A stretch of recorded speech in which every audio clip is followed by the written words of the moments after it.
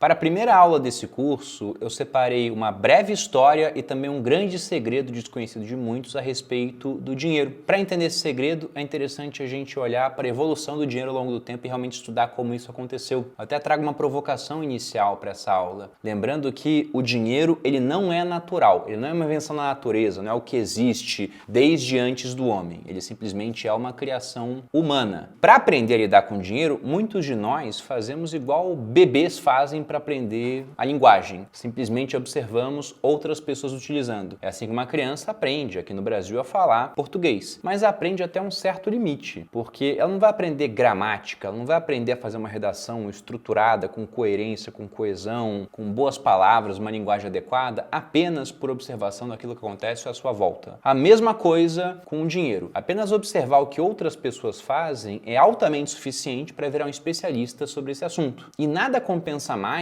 hoje do que ser um especialista sobre dinheiro. As recompensas são desproporcionalmente altas para quem entende, enquanto as punições, e nós veremos por quê, são elevadas para quem não entende como a moeda funciona. Inclusive, se você for pensar, ao longo da sua vida você provavelmente vai trocar de profissão algumas vezes. Vai fazer uma faculdade, não vai gostar dela, e faz uma pós em outra área, começa a trabalhar com isso durante um tempo, depois muda novamente. Eu, por exemplo, na minha terceira mudança de carreira. Agora, o que você nunca vai deixar de fazer é lidar com dinheiro. É decidir se vai comprar ou se vai vender um certo item. E talvez no futuro até toda a alocação de investimento de uma pessoa seja feita via inteligência artificial. Isso pode vir a acontecer? Sim, mas a decisão de investir ou de retirar o dinheiro vai continuar sendo sua. Por isso é tão importante se especializar nesse assunto e aprender de verdade. E para começar essa aula, eu vou trazer aqui uma ideia do historiador israelense Yuval Harari, autor de vários livros, mas com especial destaque para o Sapiens, pelo menos é o meu preferido dele, em que ele afirma que dinheiro é a única ficção na qual todos acreditam. Tem gente que não crê em Deus, Estado, nação, mas todos acreditam no dinheiro, sendo que o dinheiro é cada vez mais uma abstração. Lá atrás ele era muito mais palpável do que nos dias de hoje. Ainda temos notas de dinheiro, mas daqui a alguns anos eu imagino que o dinheiro seja 100% digital.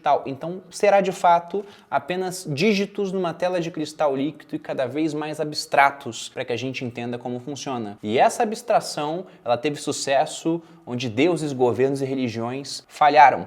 Um exemplo disso nós podemos ver atualmente, depois que o Talibã reconquistou o Afeganistão. Ao fazer isso, o Talibã ele foi removendo uma série de símbolos ocidentais, como por exemplo, igrejas, mandando as mulheres voltarem a usar a burca. Agora eu me pergunto, e quando o Talibã invadiu o sistema bancário afegão e encontrou dólares lá dentro? Será que eles queimaram os dólares como um símbolo do Ocidente, falando, não, isso aqui é ocidental, ou simplesmente embolsaram aquilo porque, apesar das diferenças, o Talibã também acredita no dinheiro? Eu creio que a segunda hipótese é muito mais plausível. Mas, para chegarmos até os dias de hoje, com dinheiro quase que 100% digital e as suas implicações, a gente passou por uma longa trajetória. E olhando desde o começo, nós voltaremos lá para o período paleolítico, onde nós tínhamos o começo das trocas através do escambo, em que grupos humanos ocasionalmente se encontravam e, quando aquilo não terminava em chacina, em violência, acabavam realizando trocas entre si. Um grupo que vinha do litoral aparecia com peixe e sal, por exemplo, e o outro daquela região tinha algumas frutas às quais eles não tinham acesso e outros animais. As trocas acabavam acontecendo. Mas essas trocas, elas tinham um grave problema. Elas dependiam da coincidência dos desejos. Se eu, por exemplo, tenho sal e alguém quer trocar o meu sal por manga, mas eu não gosto de manga, eu quero carne de porco, essa pessoa ia tentar trocar a sua manga por carne de porco com outra pessoa para depois trocar comigo. Só que o cara da carne de porco talvez também não queira manga, ele queira um outro item e também não queira sal. Então as trocas elas ficavam demoradas. E aí, naturalmente, as pessoas foram vendo que certos itens eram mais fáceis de serem trocados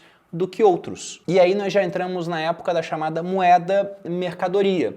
Um desses itens é o sal que eu dei no exemplo, que inclusive foi utilizado pelos romanos para pagar suas tropas e deu origem à palavra salário, que a gente utiliza até hoje. Mas você teve uso de conchas, você teve uso de metais preciosos, você tem usos modernos, por exemplo, em ambientes prisionais, de cigarro. Isso também aparece em filmes onde você olha os campos de concentração, era uma moeda de troca lá dentro. Só que de todos esses itens, o que se saiu melhor ao longo do tempo foram os metais preciosos, com especial especial destaque para o ouro. E se você pega uma tabela periódica para tentar entender como que esses metais preciosos, ouro e prata principalmente, acabaram sendo adotados como moeda por diferentes culturas que muitas vezes não tinham contato entre si, você vê que não foi uma adoção simplesmente feita por um soberano que decidiu agora a moeda vai ser de ouro. É meio que uma restrição por conta de características físico-químicas. Se você olha na tabela periódica para entender o que você pode usar como moeda, de cara você já tem que eliminar aquilo que é gasoso à temperatura ambiente. Então já saem todos os gases nobres, oxigênio, nitrogênio,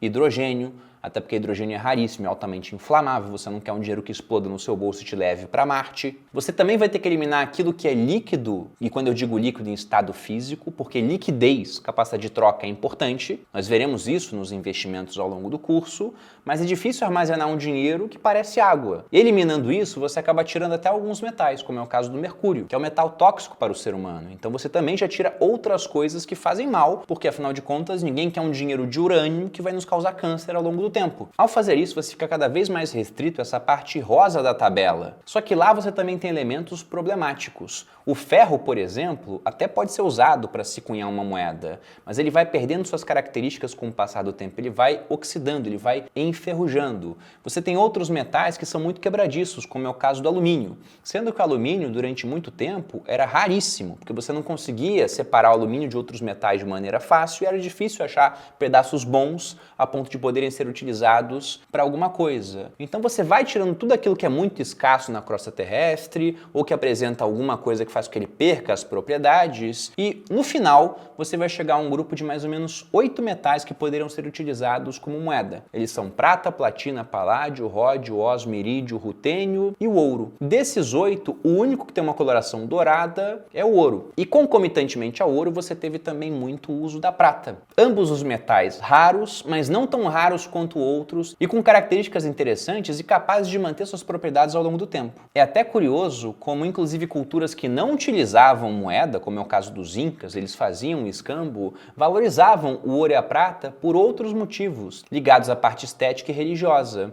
Os incas diziam que o ouro é o suor do sol, enquanto a prata são as lágrimas da lua. E citando as características desses metais, ambos têm pontos de fusão baixo, o que significa que era relativamente tranquilo para culturas primitivas conseguir cunhar moedas homogêneas, que tornavam aquilo mais fácil de ser transferido, divisível, fácil de transportar e resistentes à deterioração, porque são metais que não perdem as características, e colocar lá o rosto soberano da época, o deus no qual acreditavam, algum tipo de inscrição. Aqui nós temos dois exemplos. A moeda de prata é um tetradracma ateniense, que no período do século IV foi equivalente ao dólar da época, quando Atenas era a potência do Mediterrâneo. E acima nós temos a primeira moeda cunhada, do rei Creso, na região da Lídia, no século VI a.C. E, logicamente, ao fazer isso, eles não sabiam de certas funções que uma moeda deveria ter. Mas as funções hoje foram definidas por economistas. Para que algo realmente seja uma moeda e se mantenha como moeda ao longo do tempo, é necessário que aquilo seja utilizado como unidade de conta, ou seja, preços de uma determinada economia devem ser expressos naquela unidade. Aqui no Brasil, por exemplo, os preços são expressos em reais. Para aquilo que é negociado no mundo inteiro, você utiliza o dólar para o barril de petróleo, para o grama de ouro, para o Bitcoin. Você também tem que ter uso para realizar trocas, afinal a moeda é o que há de mais fácil de ser trocado em uma economia.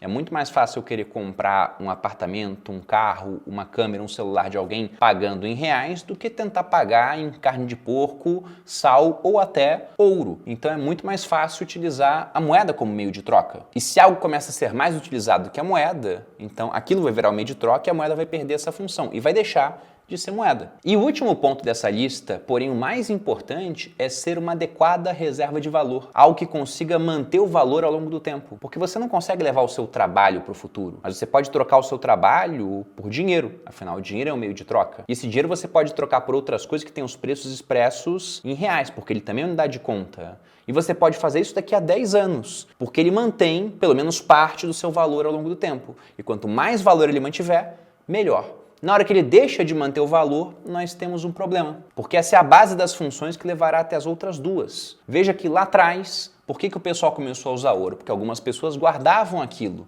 por motivos que não eram monetários, simplesmente viam, isso aqui tem valor. Como todo mundo guardava, alguns comerciantes começaram a pensar, olha, ao invés de me pagar com sal, eu não quero mais sal, tenho bastante sal, me paga com ouro que eu sei que você guarda aquilo, dá pra gente fazer uma troca usando ouro. Então a reserva de valor virou meio de troca. E quando todo mundo começa a utilizar aquilo para as trocas, faz mais sentido colocar os preços naquela unidade. Então vira uma unidade de conta. A reserva de valor é a base disso. E, logicamente, essas moedas não eram perfeitas, elas tinham um problema. Primeiro, um problema que todo mundo que já andou com o bolso cheio de moeda entende muito bem. Elas são mais pesadas, grandes volumes são difíceis de serem transportados. Imagina transportar R$1 milhão em moedas de 50 centavos. Aquilo vai ficar extremamente pesado, vai ser mais fácil de ser roubado, não é tão seguro assim. Além disso, as moedas elas podem ser adulteradas. Esse era um problema que acontecia muito antigamente. Os gregos antigos poderiam, por exemplo, pegar suas moedas de prata,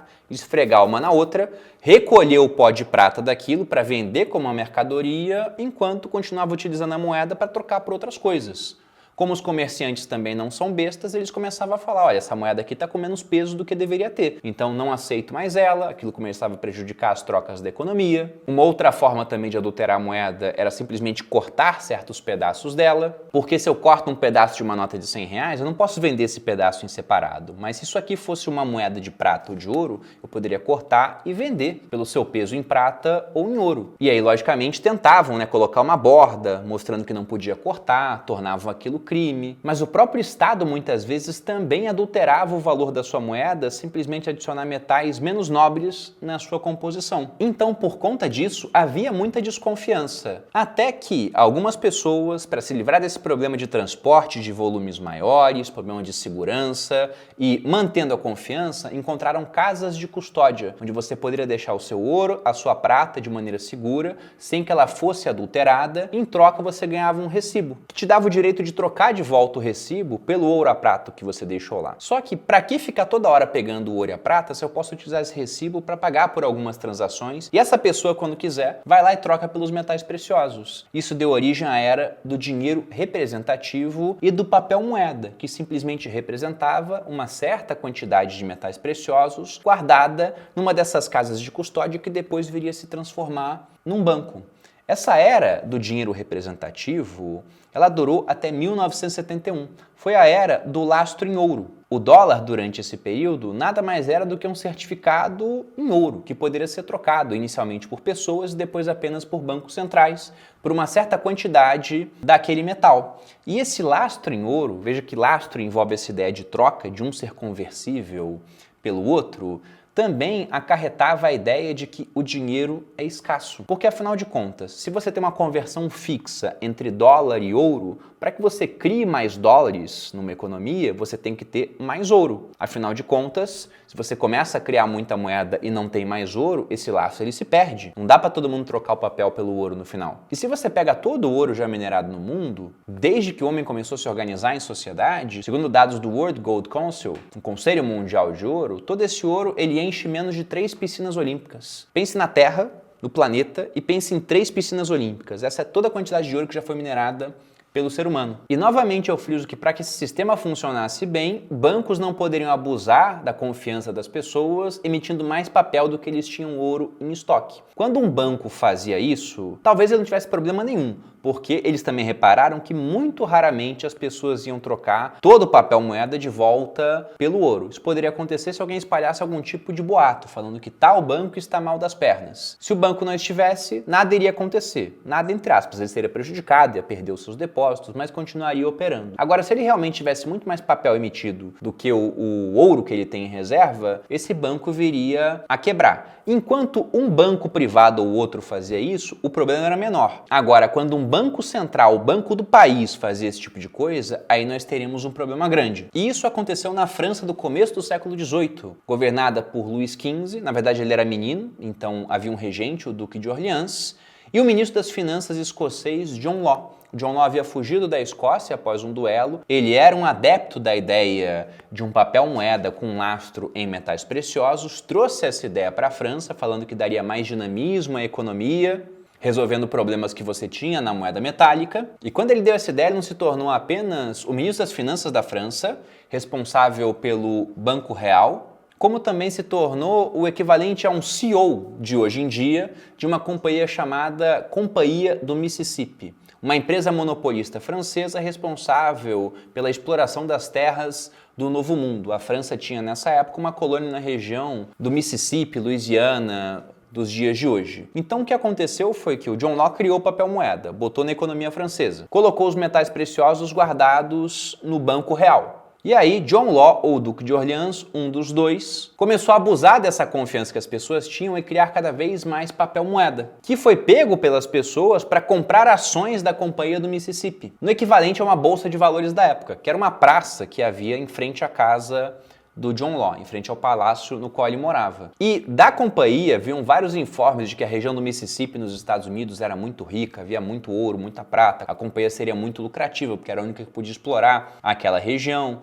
Então, com essa animação, o preço das ações subia, as pessoas iam comprando e com mais dinheiro entrando na economia produzido pela Casa da Moeda, sem o equivalente lastro em ouro, porque não chegava nada da Companhia do Mississippi para os franceses. Além disso, John Law também transformou a negociação de ações numa espécie de esquema de pirâmide, porque ao emitir novas ações, que as pessoas compravam com papel moeda, ele pegava o dinheiro da emissão das novas ações para pagar dividendos aos acionistas antigos, realimentando essa bolha. E isso foi acontecendo até que alguns nobres mais esclarecidos, já com grande resultado financeiro, oriundo da entrada de papel moeda e desse papel sendo utilizado majoritariamente para negociar as ações de uma companhia que não tinha resultado algum, chegaram até o banco para trocar o seu papel moeda pelos metais, nos quais ele teria lastro. Quando algumas poucas pessoas fazem isso sem problemas, com mais pessoas começando a fazer isso, uma hora o banco ficaria sem metais, então a conversão ela parou de acontecer, os franceses se revoltaram, John Law fugiu da França, foi morrer em Veneza, abandonado. Eu tive a chance de passar pela igreja de São Moisés, onde ele está enterrado sem nenhuma pompa. E como desgraça pouco é bobagem, os acionistas também perderam muito dinheiro porque mais tarde viram que o Mississippi não estava cheio de riquezas, mas aquela região era muito pantanosa e não havia muita coisa a ser explorada pelos franceses. E o curioso é que esse tipo de incidente não aconteceu apenas na França.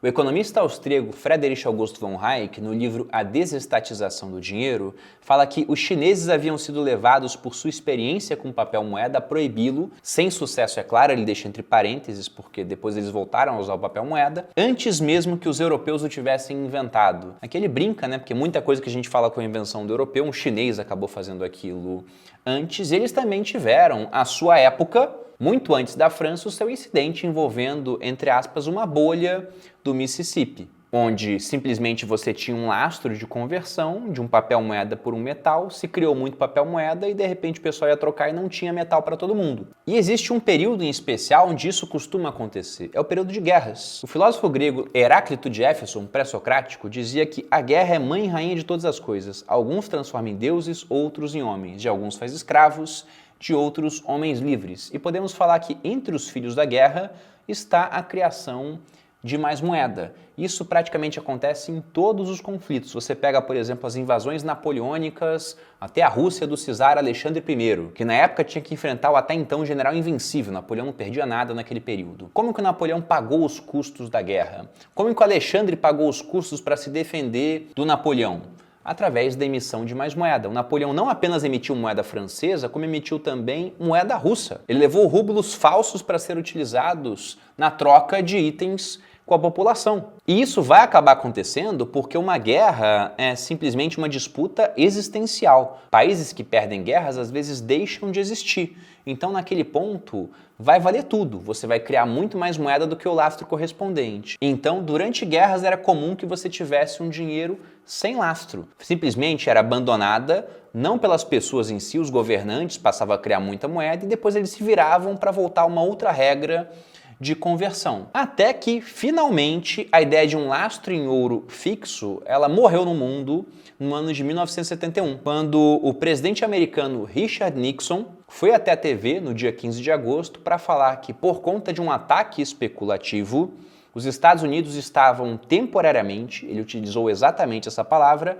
removendo o lastro em ouro. Até aquele momento, você tinha uma conversão de 35 dólares valendo uma onça de ouro. Uma onça é uma unidade de massa de um pouco mais de 31 gramas. E o que acontecia até então é que bancos centrais eram obrigados a fazer reservas em dólares e os americanos deveriam ter uma reserva em ouro equivalente aos dólares existentes no mundo. Mas quando um banco central estrangeiro quisesse trocar dólares por ouro, os Estados Unidos autorizavam a conversão. Contudo, como eu já disse aqui, a guerra é a mãe de todas as coisas, inclusive do excesso da criação de moeda. Isso aconteceu com os americanos. Na década de 60, eles passaram pela guerra do Vietnã. E toda guerra é extremamente custosa. Com o Vietnã, não foi diferente. Eles criaram muita moeda para pagar os custos da guerra, essa moeda foi se espalhando pelo mundo e gerando desconfiança na cabeça de alguns países. Em especial, vou dar destaque aqui à França. Na época, o presidente Charles de Gaulle foi orientado pelo seu ministro das Finanças, um liberal chamado Jacques Rueff, que disse: presidente, troque os nossos dólares por ouro com os americanos. Em 69, eles mandaram um navio recheado de dólares, um navio de guerra, para recolher o ouro ao qual eles tinham direito, porque afinal o dólar era conversível por ouro. Depois que eles fizeram isso, outros países começaram a fazer. Os americanos ficaram com medo que sua reserva de ouro se esgotasse e simplesmente removeram, mas de modo temporário, como eu disse, um temporário que já dura mais de 5 décadas, mostrando que a frase de um economista de Chicago chamado Milton Friedman, de que nada é mais permanente do que uma política temporária adotada pelo governo, é extremamente verdadeira. Bruno, e será que nós não teremos a volta de algum tipo de lastro em ouro para a moeda? Eu acho que é muito difícil que esse tipo de coisa venha acontecer. Porque se você pensa nas formas básicas que um Estado tem para se financiar, você vai acabar chegando em 3. A primeira delas é através da criação e aumento dos impostos, mas perceba que há um limite para isso. Você não pode botar uma tributação em 100%, porque ninguém mais vai querer produzir nada. Afinal de contas, não há estímulo. E mesmo faixas de tributação mais baixas, mas ainda altas, acabam estimulando a sonegação, ou as pessoas mais produtivas resolvem fugir do país para jurisdições que são mais amigáveis ao produtor. De modo que após uma certa faixa de alíquota, um aumento de imposto pode resultar até em menor arrecadação. Então o Estado pode emitir dívida. Ele vai e cria títulos públicos que serão vendidos aos investidores. Nós, investidores de renda fixa, compramos esses títulos, desde que haja uma recompensa adequada para isso. Mas o ponto é que conforme essa dívida venha a crescer, aquele Estado se torna um devedor mais arriscado, então deve pagar mais juros para atrair mais investidores. Mas depois de um certo tamanho de dívida, se você vê que as taxas de juros são muito altas, você começa a fazer conta e vê que talvez aquela dívida seja impagável e não aceite mais financiar a dívida. De modo que também há um limite para a emissão de dívida. Agora, resta uma alternativa. E para essa, não há limite, que é a de criar mais moeda. Logicamente você terá consequências disso, mas no começo elas são totalmente ignoradas. As pessoas, inclusive, costumam aplaudir. Novamente citando Hayek, ele diz que por causa de uma falta de compreensão geral, o crime de uma emissão excessiva de moeda por parte de um monopolista continua não somente a ser tolerado, mas até aplaudido. Trocando em miúdos, essa emissão excessiva de moeda seria popularmente conhecido como imprimir mais dinheiro, botar a impressora para funcionar. Embora pouco da moeda que a gente veja hoje seja realmente papel moeda, a maior parte é dinheiro eletrônico criado no apertar de um botão, dentro da economia. E quando isso acontece, quando eles criam mais reais, você encontra poucas críticas e muitos aplausos. Sobretudo enquanto as consequências não aparecem. E que consequências seriam essas? A consequência é que se você tem muito mais dinheiro entrando numa economia, uma quantidade que cresce a níveis cada vez maiores, muito acima do crescimento da produção de bens e serviços, esses recursos competindo por bens e serviços escassos farão com que o preço desses bens e serviços suba, mas não todo ao mesmo tempo. Isso não vai acontecer na mesma hora. Isso acontece inclusive de modo desigual. É o chamado efeito Cantillon, descoberto por um banqueiro francês da época da bolha do Mississippi de John Law, chamado Richard Cantillon. O Cantillon observou o seguinte: o aumento dessa oferta de moeda vai criar uma subida de preços de uma maneira desigual e tende a beneficiar aqueles que se encontram mais perto, mais próximos da origem do dinheiro, da injeção monetária. Bruno, não entendi, como assim? Pense que o governo brasileiro, por algum motivo, crie R$1 trilhão. Só o fato de criar esse R$1 trilhão não faz com que os preços subam. Se eles criarem R$1 trilhão e deixarem numa sala trancada, nada vai acontecer. mas eles pegam 200 bilhões disso e dão na mão de algumas empreiteiras para fazer obras públicas. As empreiteiras são beneficiadas, ganharam muito dinheiro, enquanto não tem competição ainda pelos bens e serviços escassos, os preços não subiram. Eles podem gastar antes que os preços subam. Então eles começam a gastar. E aí quem é beneficiado é o pessoal que vende insumos para eles. Agora o dinheiro está com eles. E o preço dos insumos já tende a subir, porque afinal de contas tem um grande valor demandando aqueles insumos que são escassos, então o preço dele começa a aumentar. O pessoal dos insumos ganhou e eles vão comprar outras coisas. Quando eles forem comprar, aumenta a demanda por aqueles itens, fazendo os preços aumentarem. Então, pouco a pouco, todos os preços, com dinheiro se espalhando pela economia, começam a aumentar. E quando a pessoa que está lá na ponta, muito distante da injeção monetária, recebe esse dinheiro, os preços para ela já estão mais altos. E aí, nessa hora, o que o governo pode fazer? Ele pega mais dinheiro, coloca na economia, porque ele é o principal beneficiado, ele pode gastar com os preços naquele patamar, e novamente a gente vê o ciclo se repetindo, do dinheiro se espalhando, fazendo os preços aumentarem, enquanto as pessoas mais distantes do dinheiro, quando tem contato com ele, já pegam todos os preços mais altos. Então, o governo pode ficar usando esse truque do, entre aspas, dinheiro infinito, durante bastante tempo, até uma hora que, por conta disso, do grande aumento de preços, a moeda pode acabar deixando de ser uma reserva de valor. Ela perde aquela característica de conseguir preservar valor com a passagem do tempo. E se ela perde essa característica, o pessoal não quer mais poupar naquela moeda, não vai mais entesourar aquela moeda. Os comerciantes podem começar a se negar em receber naquela moeda também, aceitando outras, como os argentinos fazem na hora que vão vender imóveis, não querem receber em pesos, preferem receber em dólares. Então veja que aquela moeda começa a se tornar um meio de troca menos eficiente, menos utilizado. E se após algum tempo aquele processo continua piorando, ninguém mais guarda aquela moeda, ela não serve mais de reserva, ninguém mais usa em trocas, os preços também não serão mais expressos naquela moeda, ela deixa de ser uma unidade de conta. Mas tudo isso começa quando a moeda deixa de ser uma reserva de valor. E para que isso venha a acontecer, você tem que ter uma criação de moeda contínua numa quantidade cada vez maior, o que pode ser feito pelos governos para se financiarem. Nós vimos isso na época da pandemia.